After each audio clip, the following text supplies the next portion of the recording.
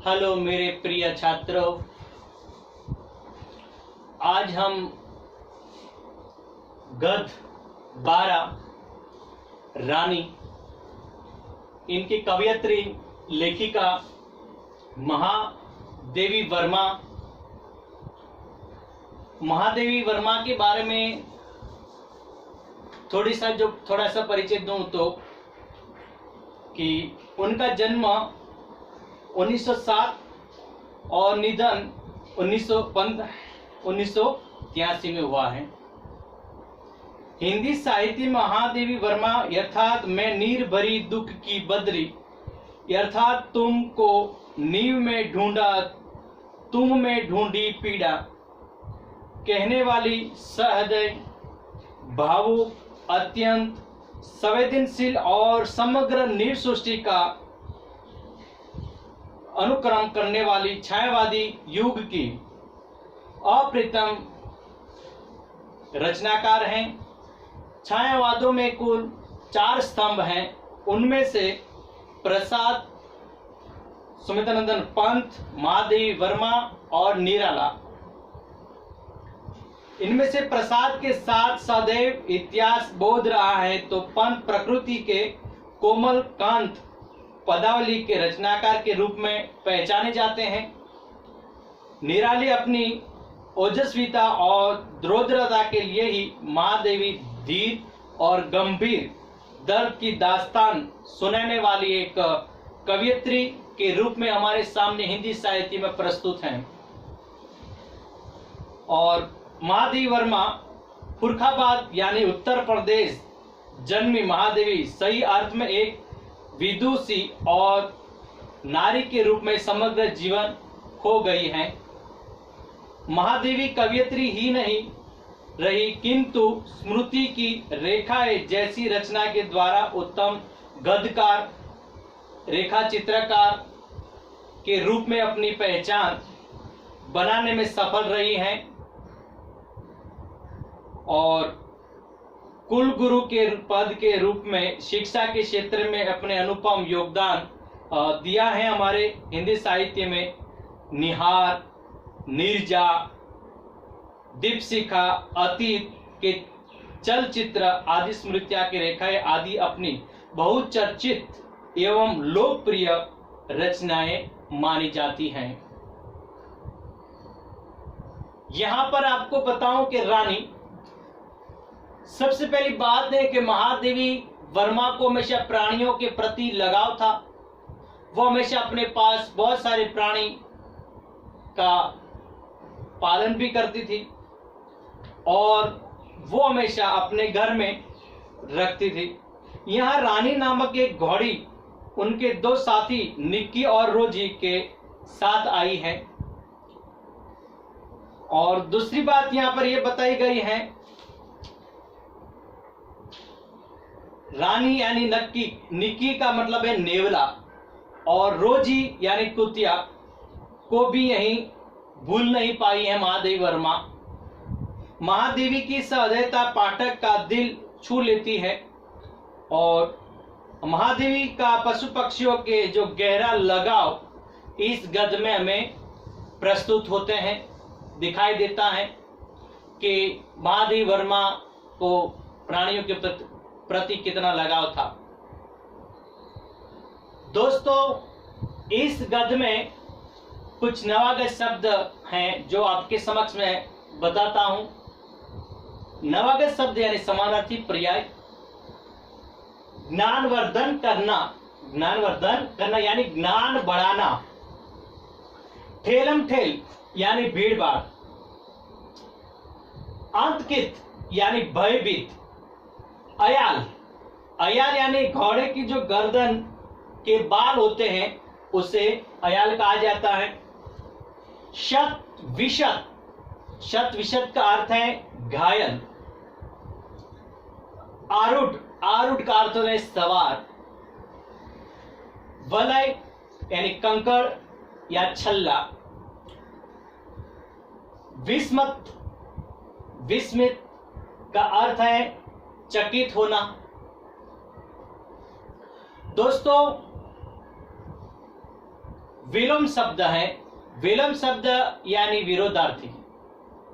बहुत सारे जो छात्र हैं विलोम शब्द लिखते समय बहुत सारी गलती करते हैं, लेकिन यहाँ पे आप डैश करते हो, बराबर की निशानी करते हो, फिर तीर या डैश लगाते हो। तो मेरे प्रिय छात्रों, जब आप विलोम शब्द लिखो तो ये निशानी करनी है, ये निशानी नहीं करनी, ये गलत है। तो यहाँ पर मैंने यहाँ पे लगाया है वो सही है। ये डैश, बराबर, तीर और डॉट ऐसे शब्द का इस्तेमाल नहीं करना है विलोम शब्द में। तो कुछ यहाँ पे विलोम शब्द है, जैसे कि अपराधी। अपराधी का विरोधार्थी शब्द रहेगा निरपराधी। दंड यानी पुरस्कार। सदय, सदय का विरोधी रहेगा निर्दय। प्रत्यक्ष तो उनका अर्थ रहेगा, मतलब सामने उनका विरोधी, परोक्ष। स्मृति तो विस्मृति। आरंभ तो इनका अर्थ रहे, मतलब इनका विलोम रहेगा अंत, जिसका उल्टा होता है। सही तो गलत, आज तो कल। ऐसे बहुत सारे शब्द इस गद्य में हैं, कुछ शब्द मैंने यहाँ पर बताए हैं। और इसके अलावा इस गद्य में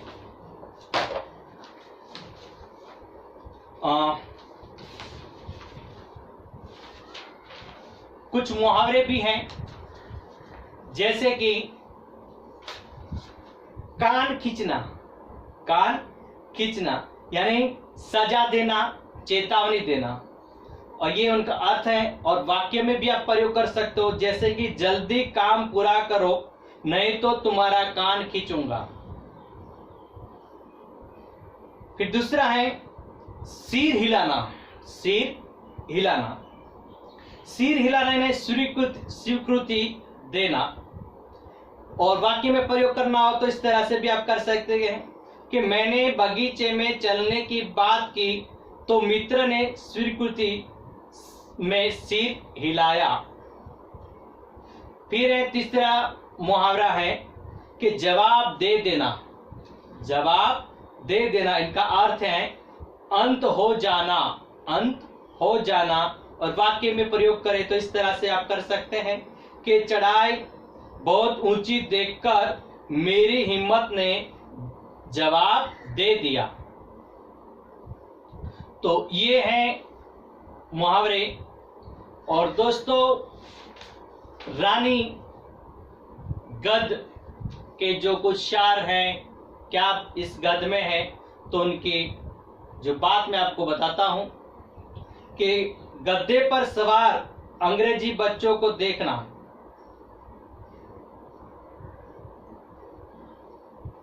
तो लेखक महादेवी बचपन में इंदौर में रहती थी।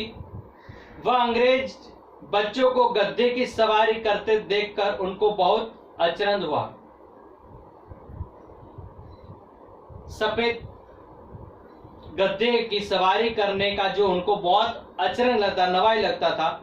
उन्होंने सुना था कि गद्दे पर अपराधियों को बिठाया जाते हैं और ये समझते कि हमेशा अपराध गद्दे पे किसको बिठाया जाए, जो जिसने अपराध किए हैं, कुछ ने कुछ गलती की है, तो उनको हमेशा गद्दों पर बिठाया जाता था। तब उनके नौकर रामा ने उनकी शंका का समाधान किया। उसने कहा कि उन्हें विलायत में गद्दे पर बैठाने का दंड देकर भारत भेजा गया था। यानी यहाँ पर इस गद्दा यानी यहाँ पे सफेद गद्दे को हमेशा जो ब्रिटेन यानी अंग्रेज हमेशा उसे टट्टू कहा जाता था। तो जिसे भी दंड दिया जाता था उनको गद्दे पर बिठाया जाता था।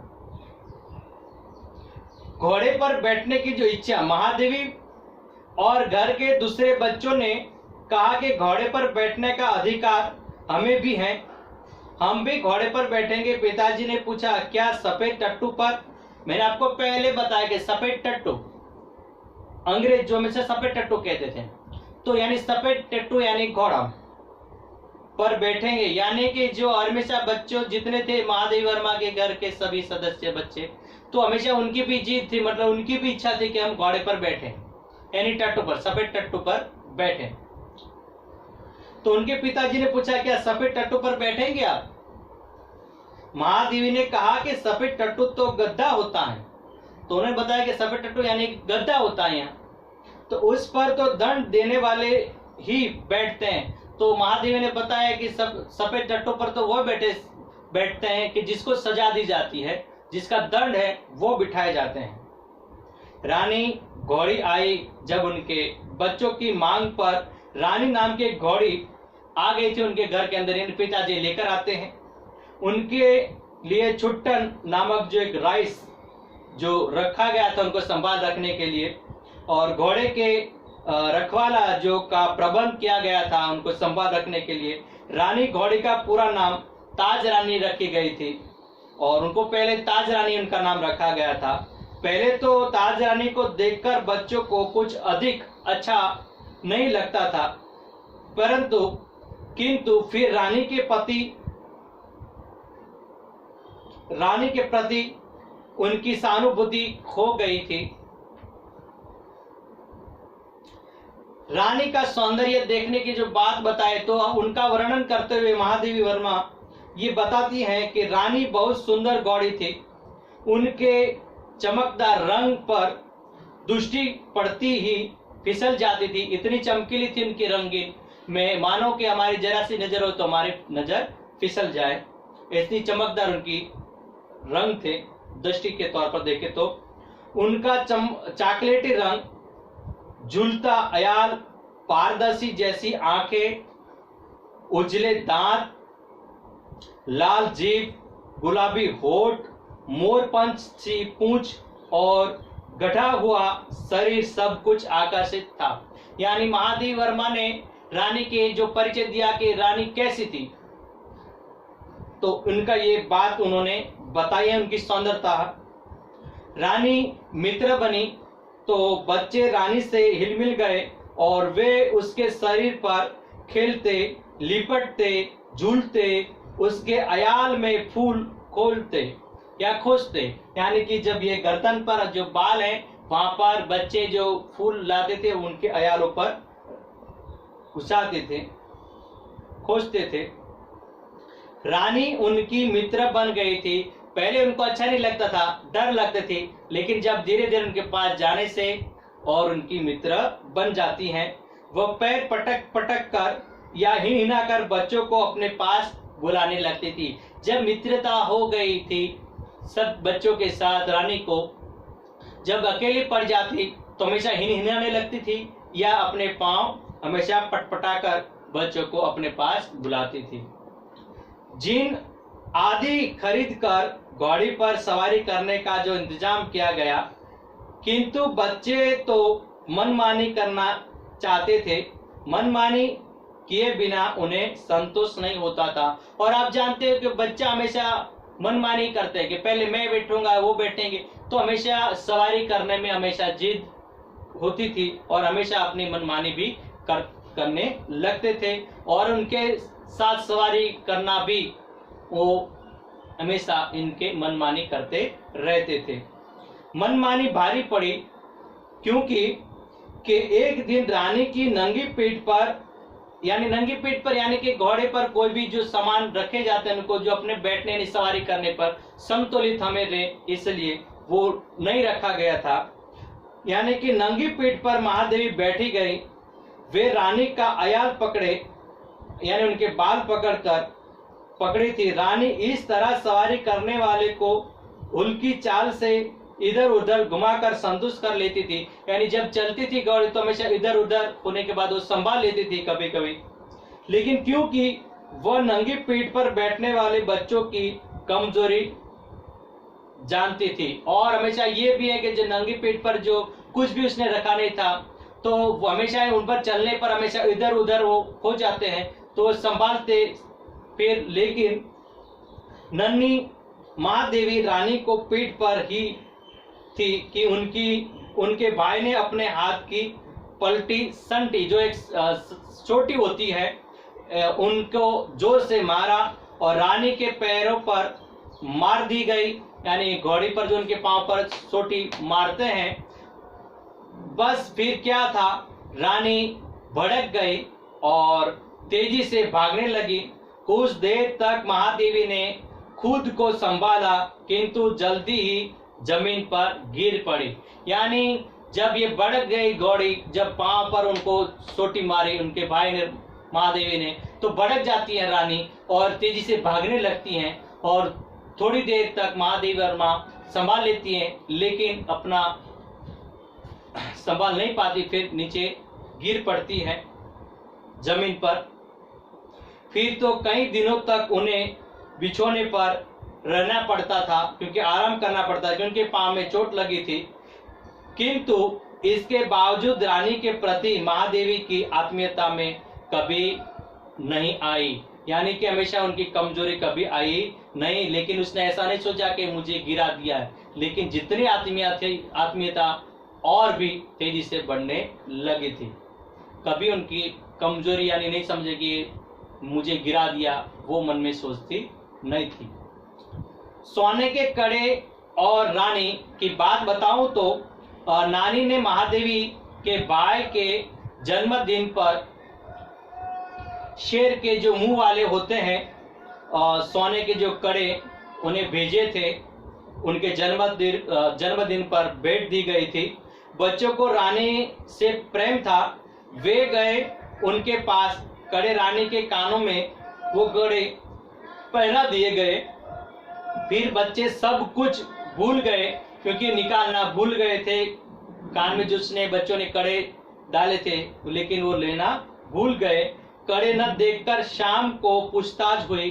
घर के जितने भी थे नौकर, घर वाले, सबको पूछते थे कि आपने मेरे कड़े लिए, ये कड़े कहाँ गए, आपको दिए गए थे। पूछताछ होते हैं सबको, किसी ने लिया है कि नहीं। किंतु कड़ों का कहीं पता चला नहीं। किसी के पास हमेशा ना ही बोल रहे थे, लेकिन किसी को पता नहीं चला कि किसके पास है। एकाएक बाबूजी यानी महादेवी के पिताजी का जो ध्यान रानी की ओर गया, वह अपने कान को खुरों से खोदती और हिनहिनाने रहती थी और हमेशा अपने कानों को हमेशा हिलाते रहती थी और अपने पांव से पटकने लगती थी और हमेशा हिनहिनाने लगती थी, आवाज करने लगती थी। बाबूजी ने वहीं की मिट्टी हटाने का आदेश दिया गया। उसने महादेवी वर्मा के पिताजी ने कहा कि जाओ वहां पर आप जमीन को खोदो। वहां से कड़े मिल गए और जहां पे खुदाई की तो उसमें से कड़े निकले। किसी ने खड्डा खोदकर कड़े वहां छिपा दिए थे, क्योंकि ऐसा हो रहा था, क्योंकि किसी ने चोरी करने गया होगा, किसी को पता ना चले, इसलिए शायद उसने जमीन में गाड़ दिए होंगे। ये छोटा जीव कहाँ था, तो इसकी बात बताते हुए कहा है कि रानी ने एक शिशु को जन्म दिया था। रानी ने एक छोटे बच्चे ने जन्म दिया। बच्चों ने पूछा कि ये कहाँ था। ये सवाल पूछते कि बच्चों जो छोटे उनको पता नहीं चलता था, लेकिन ये सवाल पूछ लेते हैं। रामा ने बताया कि ये जीव रानी के पेट में दाना चारा खा रहा था, और जो एक नौकर था उसने बताया रामा ने कि जो ये बच्चा है ये रानी के पेट में था और उसने जो इनके दाना पानी जो है, दाना चारा जो खा रहा था। भाई ने पूछा और भी हैं, यानी कि जो उनके महादेवी वर्मा के भाई थे, उसने कहा कि इस और भी रानी के पेट में और दूसरा कोई भी है। रामा ने स्वीकृति से सिर हिलाया। अब तो अबोध महादेवी को खींच होने लगी। ये छोटे जीव कुछ काम धाम करता नहीं है और चारा खाकर पेट में लेटे रहता है, और बच्चे ये ताने मारने लगे कि ये बच्चा अभी कुछ काम धंधा तो कुछ करता नहीं है और हमारी रानी का दाना चारा खा लेता है और हमेशा लेटा ही रहता है। वह विचित्र प्रस्ताव के तौर पर बालिका महादेवी के भाई ने सुझाव दिया गया कि चाकू से रानी का पेट चीरकर अंदर रहे जीव को बाहर निकाल दिया जाए। और महादेवी रानी के भाई ने ये सोचा कि चलो और भी दूसरे उनके रानी के पेट में है, तो हम एक काम करते हैं कि उनको चाकू से उनको काट कर फिर जो दूसरे बच्चे हैं उनको भी हम निकाल ले, ऐसा सुझाव किया। परंतु साग काटने का चाकू लाया तो महादेवी का साहस नहीं हुआ, लेकिन वहां से घर में से जाकर जो सब्जी काटने वाला चाकू लेकर आता है, लेकिन महादेवी वर्मा का जो साहस नहीं, हिम्मत नहीं हुई। एक समस्या की और उनका ध्यान आया, फिर उनको एक सुझाव हुआ कि पेड़ चीर डालने पर वह कैसे सिला जाएगा। तो उनको जब हम चीरेंगे पेड़ तो उनको सिलाने के लिए कुछ तो चाहिए, तो एक काम करते हैं कि सुई दोरा से काम चलेगा कि नहीं, तो यानी उनसे हम सुई दोरे से काम चला लेंगे।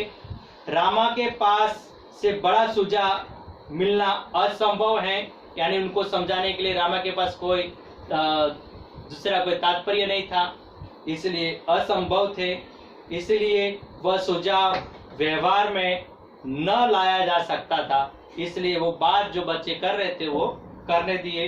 शिशु बड़ा होने पर सब उसके साथ खेलने लगे और पेट में रहे जीव के प्रति उनका क्रोध शांत हो गया। और जो बच्चा था रानी का वो धीरे धीरे बड़ा होता गया और जो बच्चे थे फिर उनके साथ भी वो खेलने लगे।